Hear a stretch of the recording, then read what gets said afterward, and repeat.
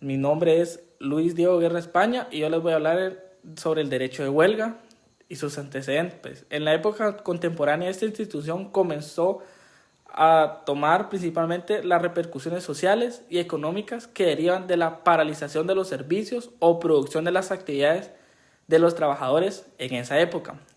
Esta institución de defensa en contra de la clase burguesa alcanzó su más alto nivel de importancia a finales del siglo XX. Se puede afirmar que a través de esta institución tuvo un carácter por los cuales los grupos de trabajadores hicieron uso de la huelga para perturbar el orden social, ya que en la época moderna la huelga se ve denominada en la Revolución Industrial. La historia de sus miserias, grandezas y la lucha de poderes que inicia en el mundo se caracteriza plenamente por la diferencia de las clases sociales. Por esta razón la huelga empezaría a tomar un nuevo sentido en la historia. Posteriormente a la Revolución Industrial aparece la evolución política, cuyo impacto sería más grande que la propia revolución económica. Buscaban en el fondo mantener desorganizada a la clase trabajadora, cuyo objeto era contener todas aquellas medidas legales destinadas a dispensar e insertar a los trabajadores. Se concluye que el mayor desarrollo del derecho de la huelga que se conoce fue dado como consecuencia de las prácticas del capitalismo y su revolución capitalista y económica.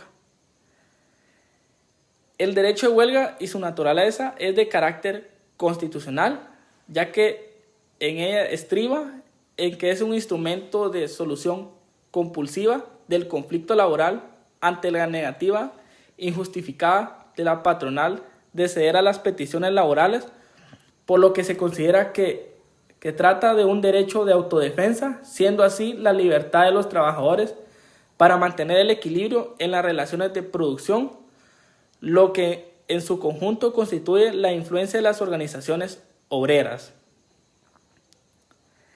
La naturaleza de la huelga como un simple fenómeno bruto. La huelga emerge en rigor como un acontecimiento fáctico con repercusiones legales, del cual se derivan efectos relevantes que inciden sobre la vida de las relaciones jurídicas que la envuelven. Mi nombre es Diego Alexander González Astume y me tocó la finalidad de la huelga.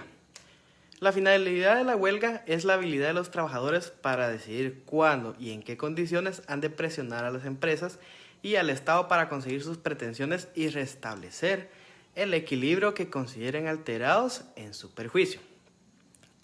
La huelga en materia laboral es la que consiste en que su finalidad es la forma en manifestar un conflicto o desacuerdo mediante la interrupción del trabajo de forma individual o colectiva, con el fin de definir los intereses profesionales de los trabajadores y lograr mejores condiciones laborales y sociales. La definición de la huelga es una forma de protestar pacíficamente con el objeto de mejorar en la institución o personas en diferentes aspectos. Gracias. Mi nombre es Joshua Esteban Flores Sandoval y yo hablaré sobre la clasificación de la huelga como parte de mi primer tema. La legislación laboral guatemalteca clasifica la huelga en legal y en huelga ilegal. La huelga legal consiste en la suspensión y abandono temporal de las labores de una empresa. El artículo 239 del Código de Trabajo dice que la huelga legal es la suspensión y abandono temporal del trabajo en una empresa, acordados, ejecutados y mantenidos pacíficamente de los requisitos que establece el artículo 241, con el exclusivo propósito de mejorar o defender frente a su patrono los intereses económicos que sean propios de ellos y comunes a dicho grupo. Y la huelga ilegal es aquella que, al no reunir la totalidad de los requisitos establecidos en la ley para su declaración, es declarada ilegal por el juez de trabajo que conoce el trámite del proceso colectivo. También está la huelga ilegítima, pero esta es la que paralizada de actividades que se da sin que se hayan agotado los procedimientos de conciliación y sin que se haya requerido autorización del juez de trabajo previo a la holganza. Tanto la huelga ilegal como la ilegítima, el patrono podrá despedir sin ninguna responsabilidad de su parte una vez haya solicitado a los tribunales de la reclamación de la legalidad o ilegalidad conforme al artículo 254 del Código de Trabajo. También existen tipos de huelga, pero estas atendiendo a los hechos que la motivan, y estas se clasifican en huelga justa y huelga injusta. La huelga justa es aquella que, habiendo sido declarada legal, una vez solicitado el pronunciamiento de justicia, se establece por parte del juez de trabajo que los motivos que la originan son imputables al patrón, de conformidad con lo regulado en el artículo 249 del Código de Trabajo. Y la huelga injusta es aquella que, aun habiendo sido declarada legal, una vez solicitado el pronunciamiento de justicia, se establece por parte del juzgado de trabajo que los motivos que lo originan no son o sí son imputables al patrono, de conformidad con lo regulado en el artículo 242 del Código de Trabajo. El procedimiento para obtener la declaración de huelga legal es mi segundo tema. Y este inicia formalmente al ser planteado el conflicto colectivo de carácter económico y social a una situación conflictiva que puede ser promovida en dos casos. En el primer caso sería un conflicto colectivo de carácter económico-social, el cual se realiza para la promoción de un sindicato de empleados con la intención de obligar al patrono a la negociación de la suscripción de un pacto colectivo de condiciones de trabajo. Y el segundo sería un conflicto colectivo de carácter económico-social, el cual puede ser promovido por un grupo coaligado de trabajadores con la intención de obligar al empleador a la negociación de la suscripción de un convenio colectivo de condiciones de trabajo.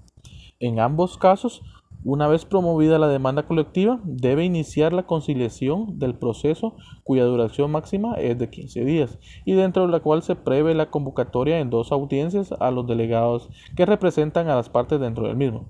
Si dentro de la fase de conciliación no se logra el avenimiento de las partes, la misma se dará por concluida, y el Tribunal de Conciliación procederá a dictar su pliego de recomendaciones, sin que éstas tengan carácter de coercitivo sobre las partes, ya que, como su nombre lo indica, son solamente recomendaciones. También es importante señalar que en esta fase se encuentra expresamente la interposición de recursos, excepciones y cualquier otra medida que tienda a entorpecer y demorar el trámite del proceso, de conformidad con el artículo 283 del Código de Trabajo.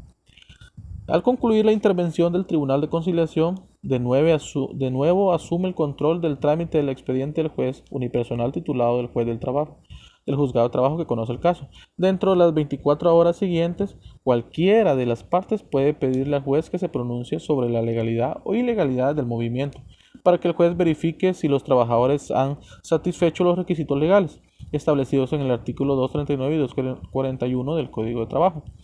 Cabe señalar que dos de los tres requisitos exigidos por el procedimiento ya se encuentran satisfechos y se constatan solo con revisar el expediente del juicio, en donde el requisito relativo a que el movimiento se haya acordado por un grupo de 3 o más trabajadores y que el mismo se haya acordado y mantenido en forma pacífica, y el requisito relativo al agotamiento de los procedimientos de condición, que son respectivamente los observadores del proceso.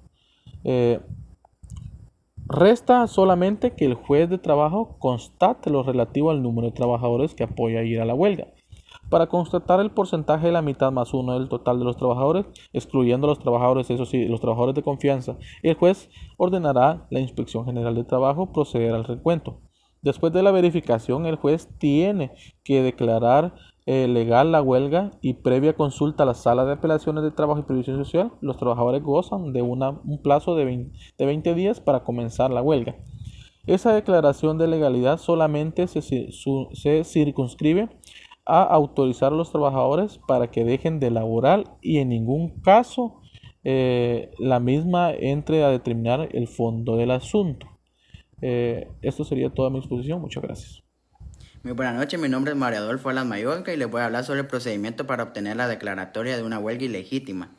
Consiste en la paralización de actividades que ocurren sin que se hayan agotado los procedimientos de conciliación y sin que se haya requerido la previa autorización del juez laboral. Para ello vamos a tomar en cuenta el artículo 243 del Código de Trabajo, que dice: no podrá llegarse a la realización de una huelga por dichos motivos: a. por los trabajadores de las empresas de transporte que se encuentren en un viaje y que no lo hayan terminado. B. por los trabajadores de clínicas, hospitales, higiene y aseo público, y los que laboren en empresas que proporcionen energía motriz, alumbrado, telecomunicaciones y plantas de procesamiento y distribución de agua para servicio de la población, mientras no se proporcionen el personal necesario para evitar que se suspendan tales servicios. si causa un daño grave e inmediato a la salud, seguridad y economía pública. C. Por fuerza de seguridad del Estado. También vamos a tomar en cuenta el artículo 244 del Código de Trabajo. Cuando una huelga sea declarada ilegal y los trabajadores la realicen, el tribunal debe de fijar al patrono un término de 20 días durante el cual, sin responsabilidad de su parte, podrá dar por terminados los contratos de trabajo de los laborantes que hagan la huelga. Las mismas reglas rigen en el caso de la huelga de hecho o ilegítima. Quedan a salvo las sanciones penales que en contra de la huelga impongan los tribunales comunes. Los nuevos contratos que celebra el patrono no podrá contener condiciones inferiores a las que en cada caso rigieron antes de realizarse el movimiento de la huelga. Bueno, ahora les voy a hablar sobre la consecuencia de la legalidad e ilegalidad de una huelga. Para empezar, si la huelga se declara legal, las consecuencias se remiten a la imposición del patrono de la obligación para la suscripción del pacto colectivo de condiciones de trabajo y conformidad con el caso. También queda obligatorio el pago de los salarios que hayan sido dejados de percibir por los empleados durante el tiempo que haya durado dicha huelga. Por otra parte, si la huelga se declara ilegal, las consecuencias no son gravosas para el empleador debido a que no son impuestas bajo la obligación de que se celebre un pacto colectivo o convenio alguno de conformidad con el caso y tampoco queda obligado a cancelar los salarios que se dejen de percibir por parte de los empleados durante todo el tiempo que haya durado la huelga. Gracias.